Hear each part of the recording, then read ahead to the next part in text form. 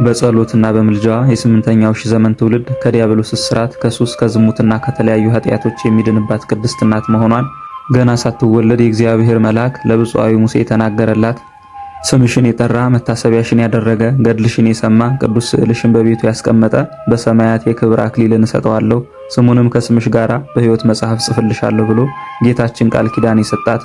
ገና ሳትወለድ በስሟ ጽላት የተቀረጸላት፣ በደጇ ሱባኤ ይዞ ለተማጸነባት ከአምላኳ አማልዳ የልብን ሐሳብ የምትፈጽም እንደ እመቤታችን በስዕለት ተወልዳ በ3 ዓመቷ ለእመቤታችን ቤተክርስቲያን በስዕለት የተሰጠች፣ ባደገችም ጊዜ ዲዮቅልጥያኖስ ለሚስትነት ስለፈለጋት ከእርሱ ሸሽታ ወደ አርማንያ ሀገር የተሰደደች፣ የአርማንያው ንጉሥ ድርጣድስ በውበቷ ተማርኮ ሊያገባትና ንግሥቱ ሊያደርጋት ቢፈልግም ምድራዊ ክብርን ንቃ ስለ ክርስቶስ ፍቅር ብዙ መከራን የተቀበለች፣ በአርማንያ ሀገር የክርስቶስ ቤተክርስቲያን እንድትመሰረት ምክንያት የሆነች፣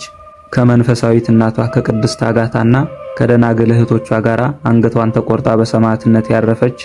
የሴት አርበኛ ሰማዕቷ እናታችን ቅድስት አርሴማ ዛሬ መስከረም 29 ቀን በሰማዕትነት ያረፈችበት ዓመታዊ የመታሰቢያ በዓሏ ነው። ለእግዚአብሔር ምስጋና ይሁን። እኛንም በሰማዕቷ እናታችን በቅድስት አርሴማ ድንግል ጸሎትና በደናግል እህቶቿ ጸሎት ይማረን ይቆየን።